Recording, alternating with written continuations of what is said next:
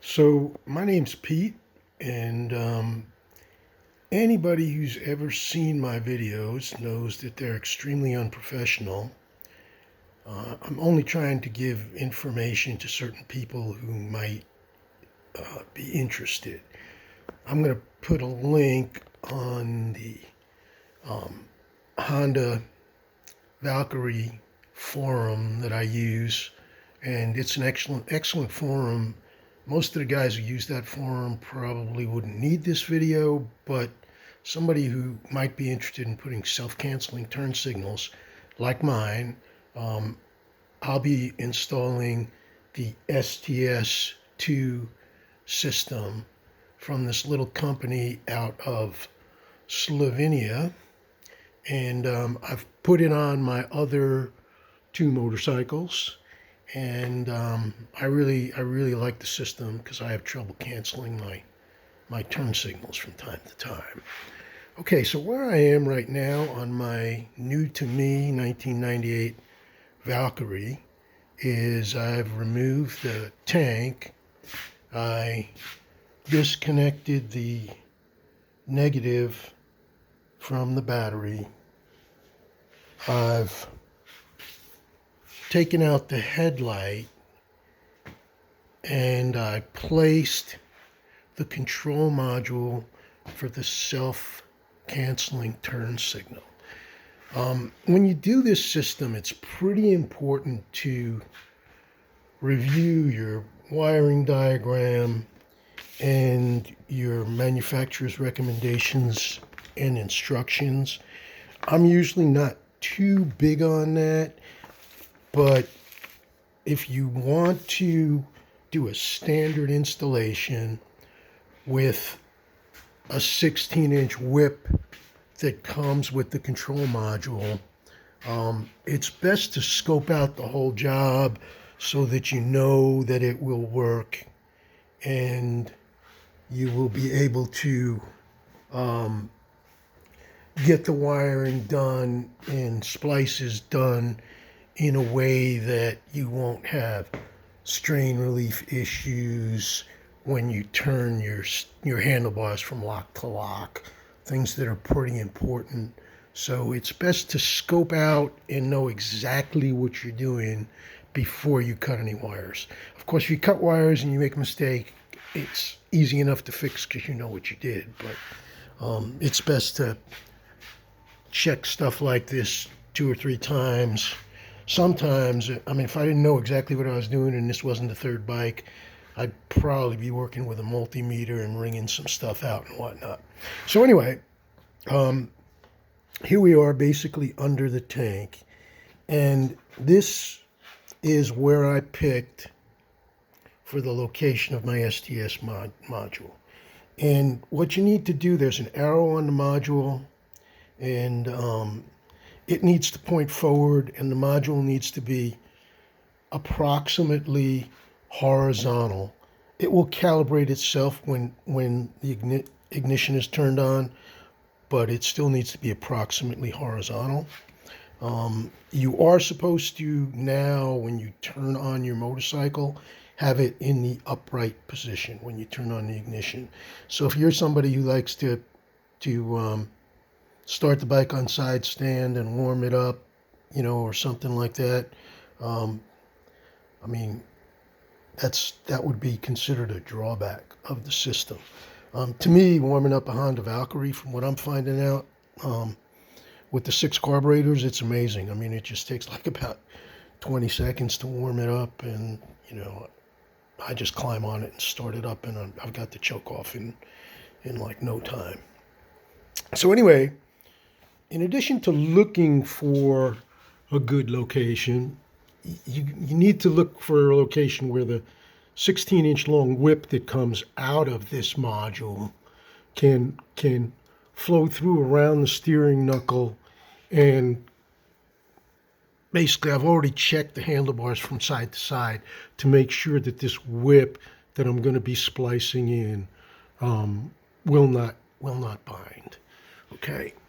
So other things that going to need to scope out is where you're going to cut the Honda harness. So so I already have the light bulb removed, and so I've already taken the things apart that I need to take.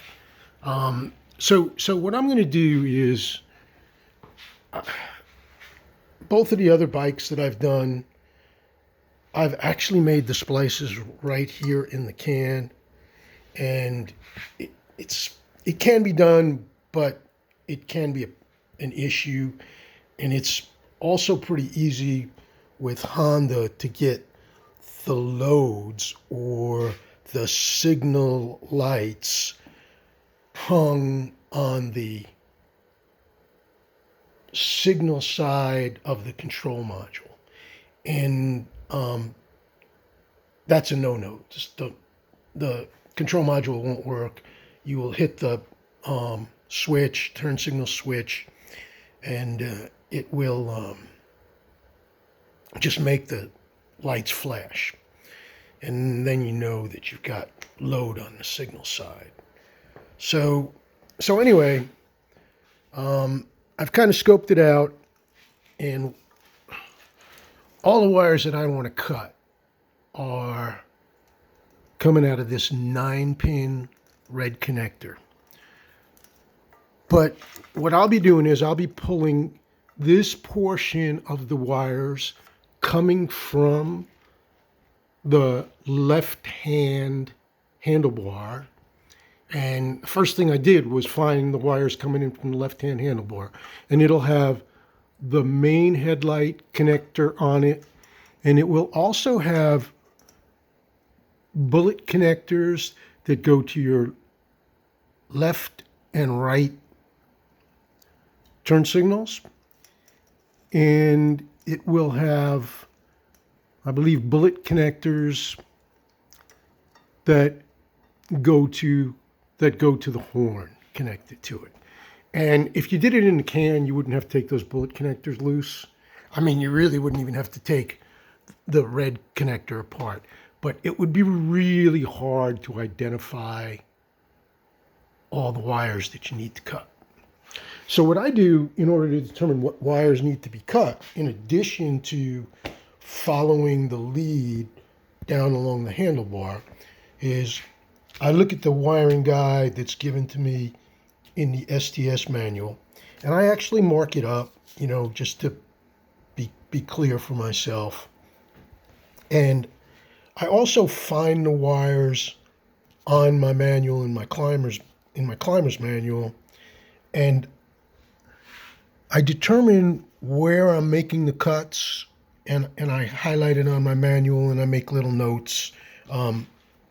So not only am I putting in the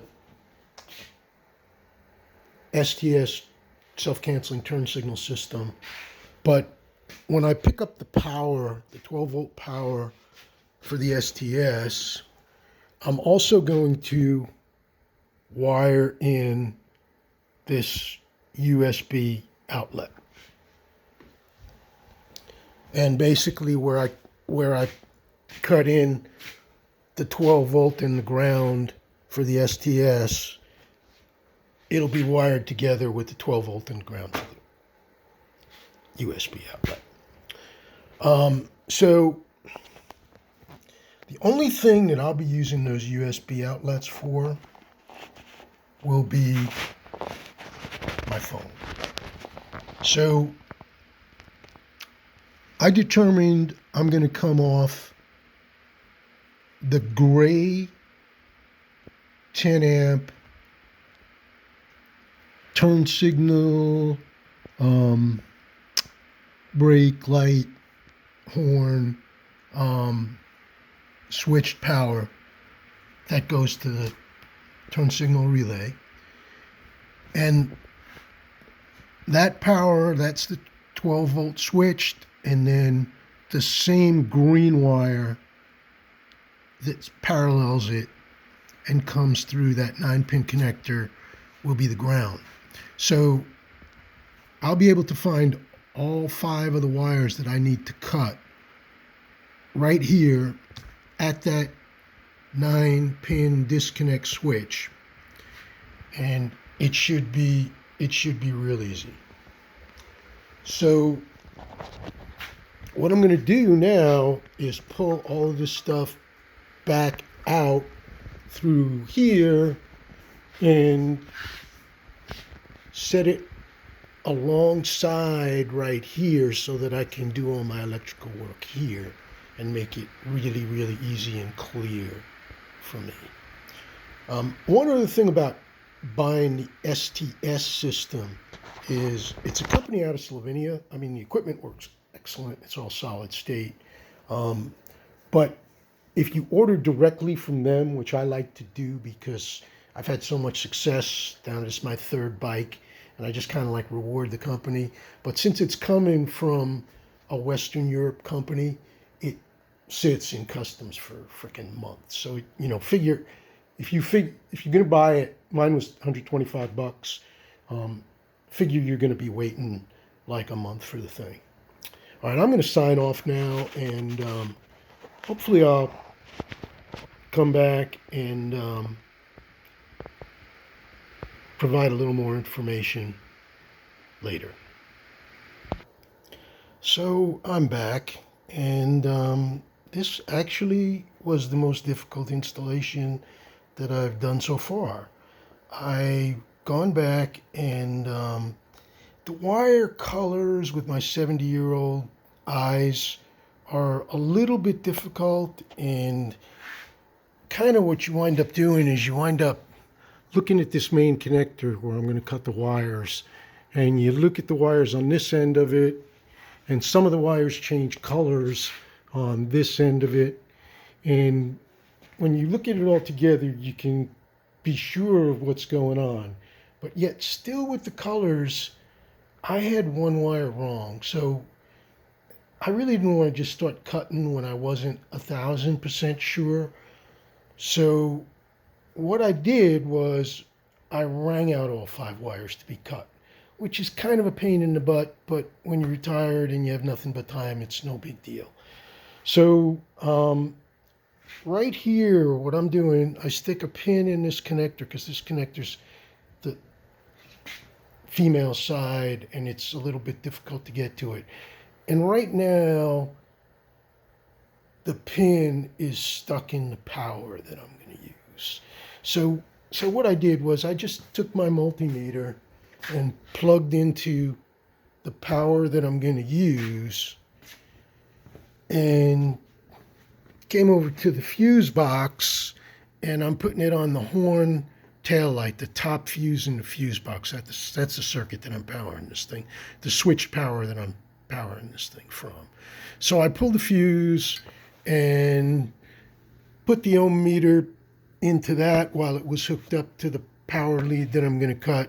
And sure enough, even with the battery disconnected, I got 0 ohms. And I also put my alligator clip here on the ground connector that I'm going to use and got 0 ohms over to my negative lead that I've got disconnected off the battery. So that was 2 of the 5 cuts verified. And then I came over here where I'm going to cut things, and I checked between the gray and the blue and the orange. And basically, I guess the blue is the right turn and the orange is the left turn, right? So what I did was I put my turn signal switch to right and got 0 between the, I guess it's the orange and the gray, or the blue and the gray, and then put it to the left and verified the other 2 wires at 0. So I know I'm connecting exactly right. But the last thing was these are the load wires. And it turns out that these two load wires, the orange and the blue, light blue, are apparently they're going out and picking up the rear lights, and maybe the flasher signal up here, but probably not. So anyway, just to make doubly sure that I didn't stick any load wires on my signal to the STS module, because it kind of looks like these load wires are right here together. What I did was pull the right turn signal and pop the bulb out of it. And there's going to be two hots in here, right? And one of those hots is going to be your running lights, which is going to mean nothing to this circuit. And the other hot is going to be your turn signal, because it's a dual element bulb. So what I did, and I'm using blue and orange interchangeable, because anyway, I'm going to say blue is right. Look on your wiring diagram, look on what the manufacturer says. But anyway, what I did was I checked this blue to the leads on the light, and they were connected. So I got 0 ohms. I checked this blue coming from my switch, and I got not connected. And then I checked the blue over here, and I got continuous. So doing all of those checks, I know that I'm not, when I cut the signal wires at this location, they won't have any load on them. So I'll just be putting a pulse direct to the STS module, and it will be happy because it won't have a load dragging down the 12-volt pulse that I put on it. All right, let's see. Is there anything else I wanted to say at this point? I actually thought I'd be turning this thing on with it back together, but this one was a little bit more difficult. Additionally, now pulled in and ready to make my splices, I've got the power for the USB outlet. So the next thing I'm going to do is just kind of splice all the wires, and then lace everything back into the steering head, and it'll be all set to button up. So it should be pretty quick from here. All right, guys, signing off.